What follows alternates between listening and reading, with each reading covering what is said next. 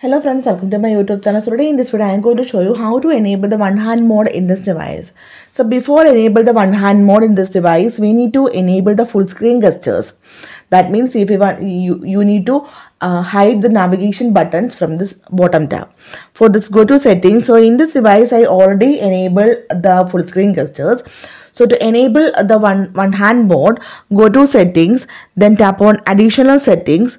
Then here you can see the option one hand mode. Tap on this one. Turn on this option. Okay. To enable the one hand mode, first turn on this one, then swipe down. You can see one hand mode is enabled. Okay.